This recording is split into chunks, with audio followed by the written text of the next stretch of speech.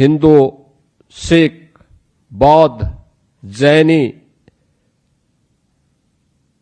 इनका कत्लेआम हुआ।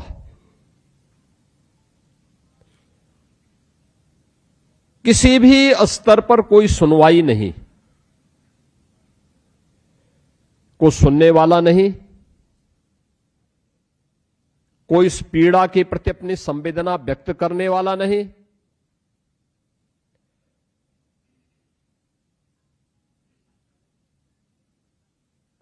सुनने और संवेदना की बात तो दूर,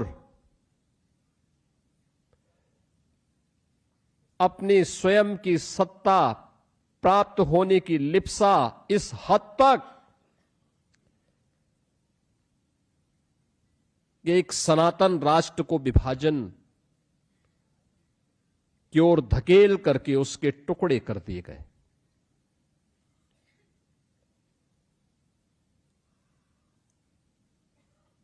यानी भारत विभाजन की त्रासदी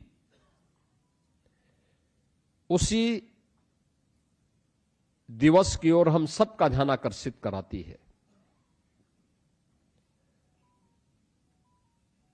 यह दिवस केवल एक स्मृति दिवस मात्र नहीं है, यह इतिहास के पन्नों को उलटने जैसा नहीं है। यह दिवस इतिहास के उन काले अध्यायों से हमें बहुत कुछ सीखने की एक प्रेरणा भी प्रदान कर रहा है।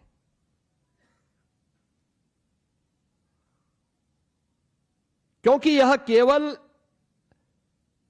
उसका स्मरण भर मात्र करने भर से इसकी समस्या का समाधान नहीं होने वाला है।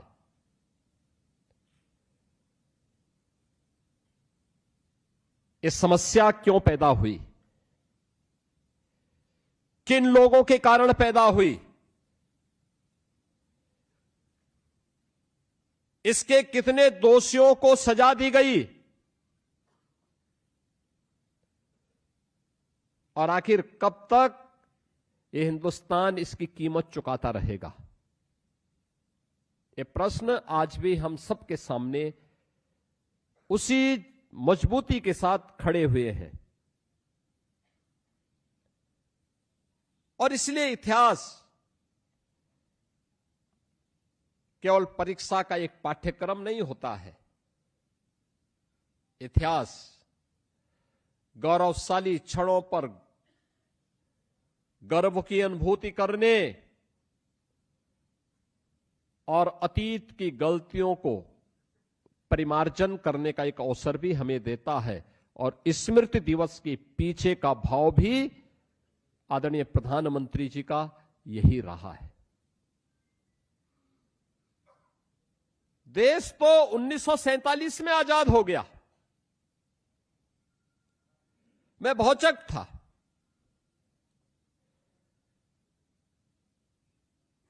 कि 1947 में देश आजाद हो गया।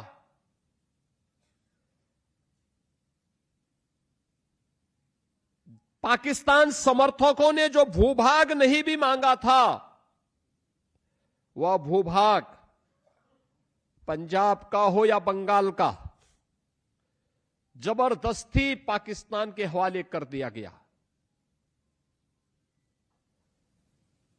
हर व्यक्ति जानता है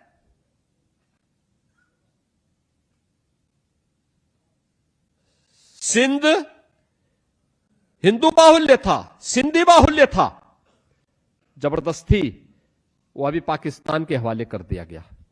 पंजाब पंजाबी बाहुल्य था, जबरदस्ती उनके हवाले कर दिया गया।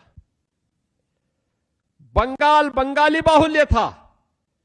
आज भी आप जाएंगे बांग्लादेश बॉर्डर पर जाकर के देखिए उस त्रासदी को।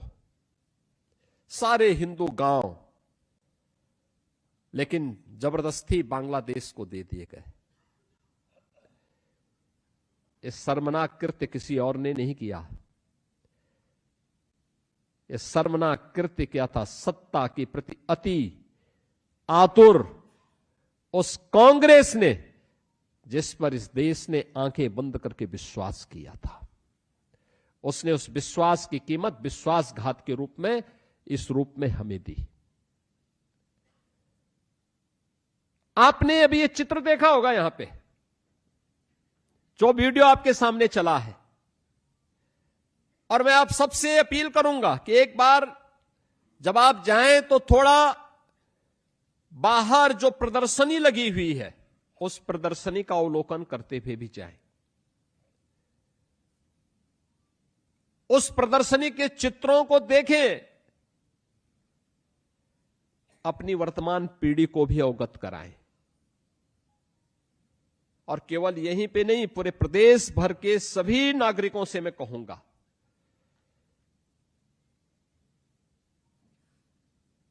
कि इसका अवलोकन जरूर करें, अपने वर्तमान को भी समझाएं और आने वाली पीढ़ी को भी समझाएं ये क्या है, ये दृश्य क्या है, ये दृश्य क्या इंगित करता है। और याद रखना,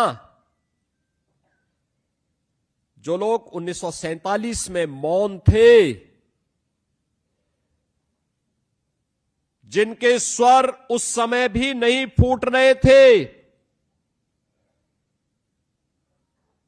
उनकी नजरें तब भी सत्ता में थी, सत्ता पर थी।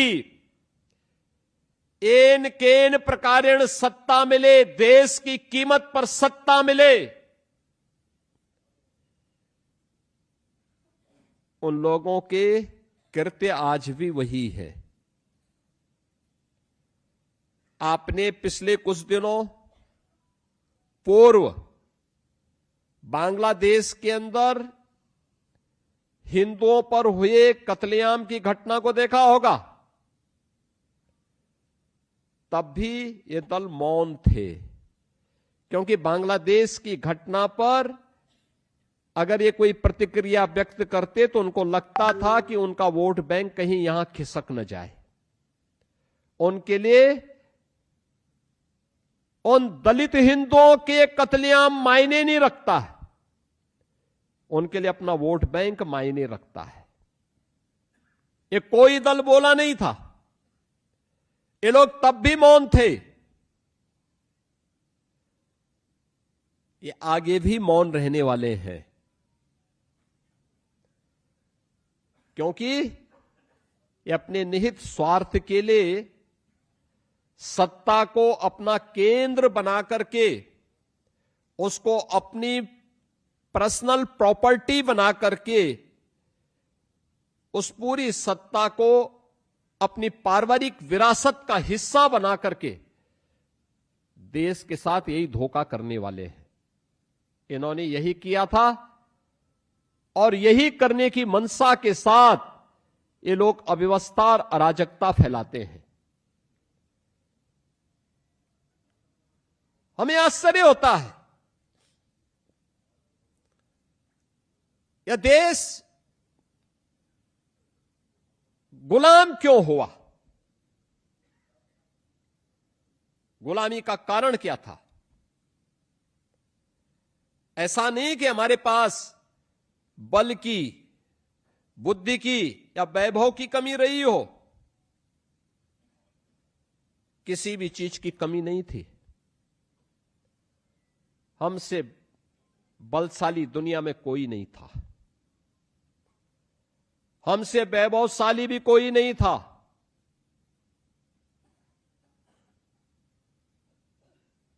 भारत जैसी बुद्धि भी नहीं थी किसी के पास।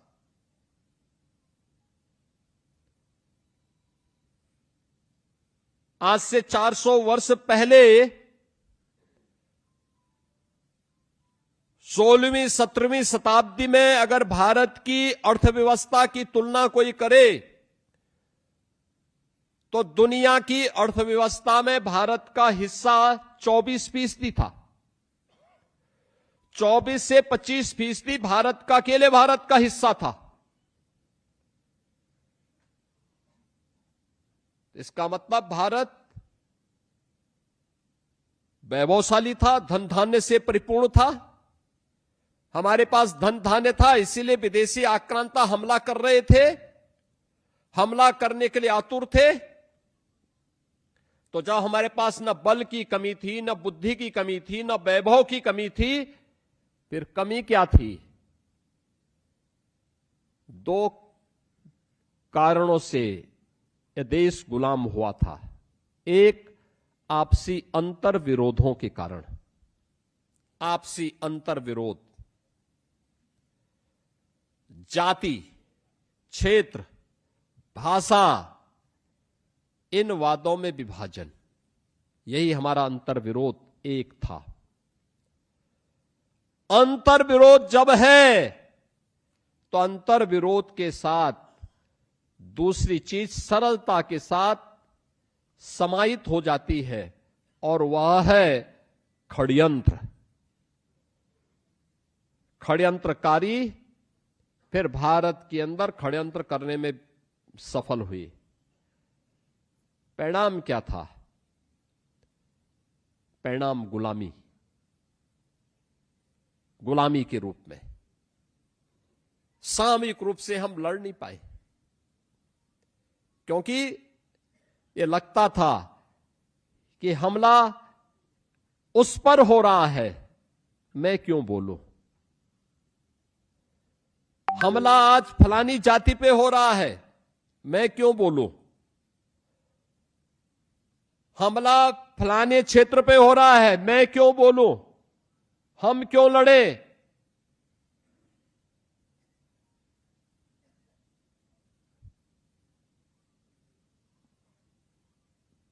दुष्परिणाम सामने आने ही थे, देश गुलाम हो गया। यानी सनातन काल से जो भारत एक भारत था,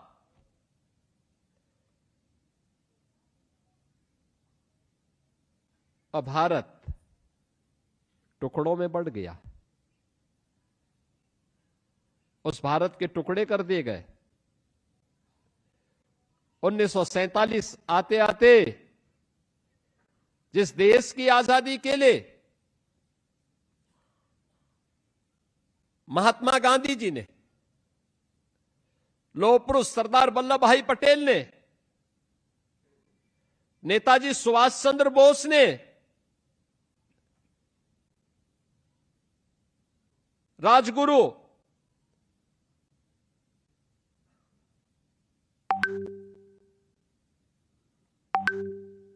पंडित राम प्रसाद बिस्मिल, ठाकुर रोशन सिंह, चंद्रशेखर आजाद, झांसी की रानी लक्ष्मीबाई, त्यात्या टोपे, वीर सावरकर जैसे महापुरुषों ने लड़ाई लड़ी थी। जिस देश में कभी यह मंत्र गूंजा था कि स्वराज मेरा जन्म सिद्ध अधिकार है, हम लेकर के रहेंगे, उस देश की क्या कीमत उसकी हमें चुकानी पड़ी। कौन इसके लिए दोषी था? और कभी उन दोषियों को कटघरे में खड़ा करने के लिए हमने कोई प्रयास प्रारंभ किया, और कभी हमने उनकी वर्तमान पीढ़ी से प्रश्न पूछने का प्रयास किया? वे तो अपने स्वार्थ के लिए जब उनके मन में आया तब देश को क्षेत्र के आधार पर लड़ाते रहे, कभी उत्तर कभी दक्षिण के रूप में, कभी पूरब और कभी पश्चिम के रूप में, कभी हिंदू और सिख के रूप में। उनकी राजनीतिक रोटी सेकी जाती रही, लेकिन कमजोर भारत हुआ। विभाजन की कीमत भारत को चुकानी पड़ी, निर्दोष नागरिकों को चुकानी पड़ी। वह कीमत आज तक भारत चुका रहा है, लगातार चुका रहा है। ये वही कीमत है जो कभी आतंकवाद के रूप में, कभी नक्सलवाद के रूप में, कभी माओवाद के रूप में, कभी उग्रवाद के रूप में लगातार भारतीयों को डस रहा है। लेकिन यह 1947 के पहले के उस षड्यंत्र पर हम सबकी चुप्पी,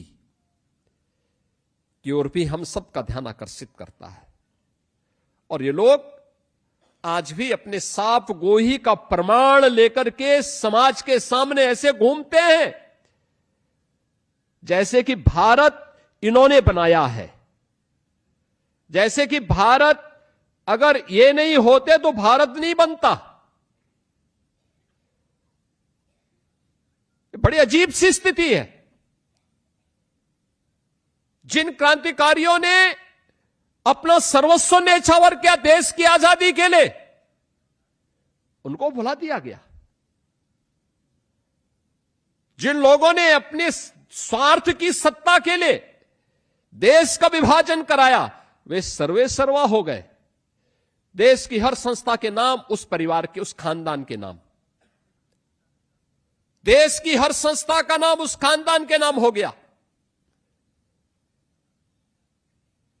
और हम सब मौन रह करके सब दृश्य देखते रहे। आज भी ये क्या कर रहे हैं? आज भी इनकी हरकतें क्या है? मैं भौचक था जब सिटीजनशिप अमेंडमेंट एक्ट प्रधानमंत्री मोदी जी लेके आए। एक्ट का विरोध कोई औचित्य नहीं था, लेकिन एक्ट का प्रावधान था कि अफगानिस्तान में, पाकिस्तान में, बांग्लादेश में, यानी ये तीनों भाग वह हैं जो अखंड भारत के हिस्से हुआ करते थे। आज से नहीं, हजारों वर्षों की विरासत एक साथ जुड़ी हुई है। और उसमें प्रावधान था कि इन देशों में कोई हिंदू, कोई सिख, कोई जैनी, कोई बौद्ध, कोई पारसी, कोई ईसाई अगर वहां से निकाला गया है और वह भारत में शरण लिए हुए 5 वर्ष हो गए हैं, तो उसे हम भारत की नागरिकता देंगे। इसमें कहीं यह नहीं था कि हम मुसलमान की जमीन लेंगे या कांग्रेस की जमीन लेंगे या समाजवादी पार्टी की जमीन ले लेंगे। ये कहीं नहीं था, एक्ट में कोई प्रावधान नहीं। लेकिन आंदोलन देश के अंदर करने के प्रयास हुए।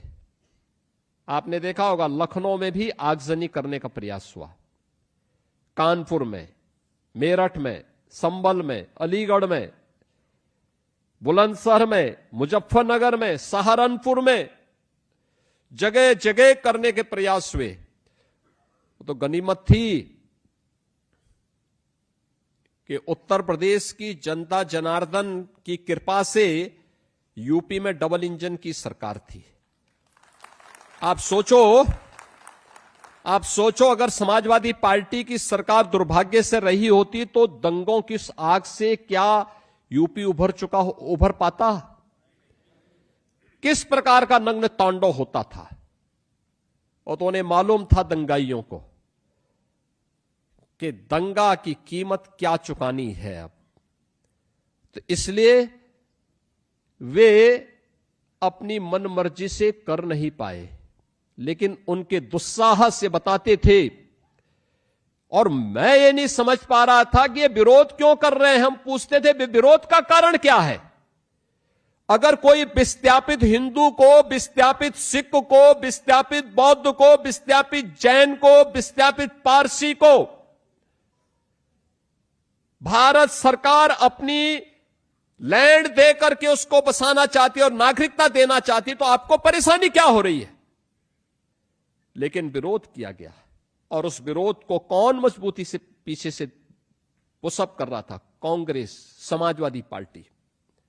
इनका वो चेहरा भी तो आपने देखा होगा। यानी ये वास्तविक दोषी है 1947 के विभाजन के भी और 1947 के कत्लेआम के भी। अगर उस समय मोदी जैसा प्रधानमंत्री होता तो भारत का कोई बाल बांका नहीं कर पाता। लोह पुरुष सरदार वल्लभ भाई पटेल जैसा प्रधानमंत्री होता तो भारत की एकता को कोई खंडित नहीं कर पाता। लेकिन इन कांग्रेसियों की बुजदली का दुष्परिणाम क्या था? कि देश को इसकी कीमत चुकानी पड़ी। और सीए के दौरान भी इनका एक चरित्र आप सबने देखा होगा।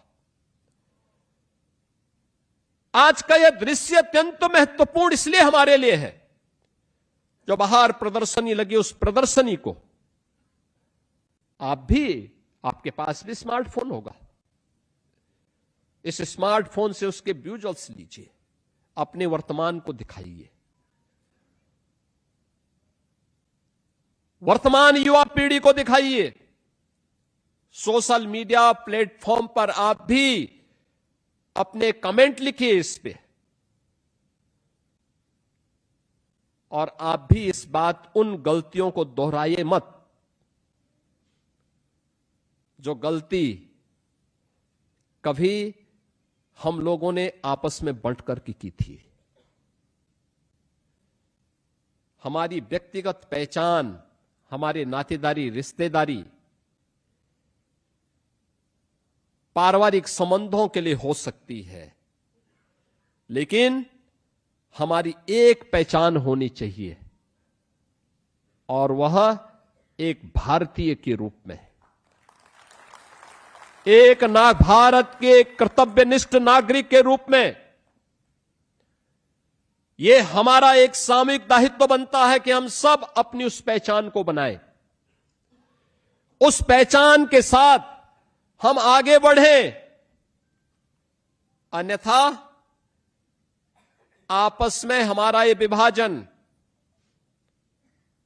यह उन तत्वों को जो भारत को कमजोर करना चाहते हैं, उनको मजबूती प्रदान करता है। हमारा आपसी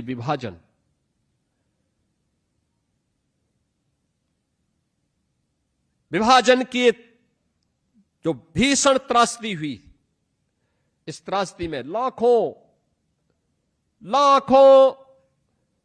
हिंदू, सिख, बौद्ध, जैनी, ये सभी लोग जो भारत के मूल नागरिक थे, इन लोगों को अपने घरों से बेघर होना पड़ा।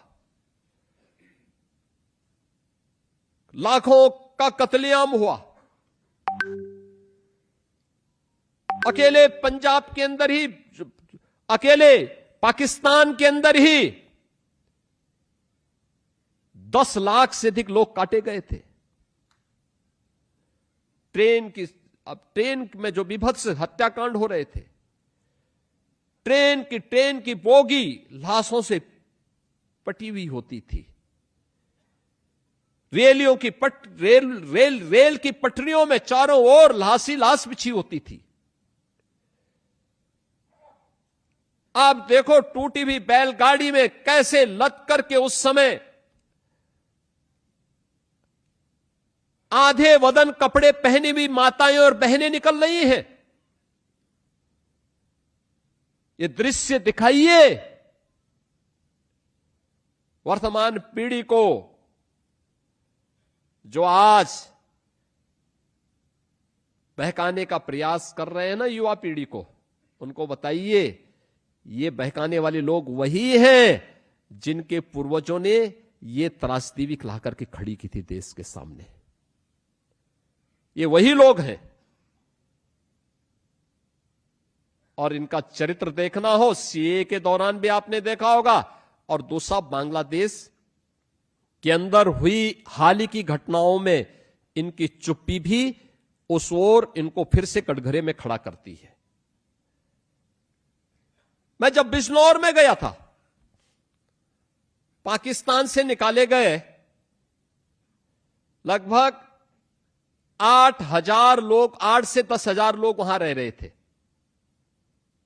आप सोचो, ये पाकिस्तान से 1947 में आए थे, आज तक उनको कोई ठिकाना, ठौर ठिकाना नहीं मिल पाया था।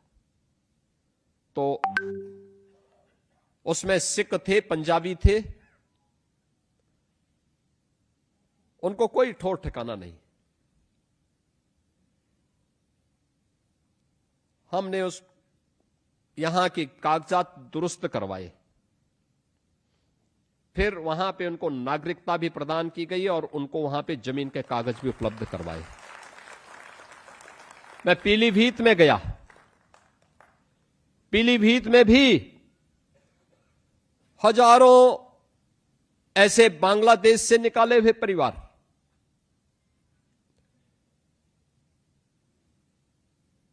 उनके कागजात हमने दुरुस्त करवाए, फिर उनको जमीन के कागज भी उपलब्ध करवाए और उनको नागरिकता भी प्रदान करवाई। लखीमपुर खीरी लगभग, अगर हम उसकी पूरी संख्या परिवार आज के सदस्य के हिसाब से देखें तो ये संख्या लगभग होगी लगभग 16,000 के आसपास।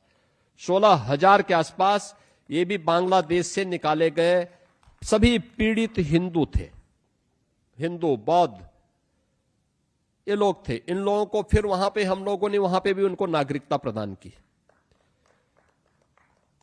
रामपुर के अंदर पाकिस्तान से निकाले हुए सिख हैं, उन लोगों के कागजात दुरुस्त कराए जा रहे हैं, उनको भी नागरिकता प्रदान करने की कार्रवाई चल रही है।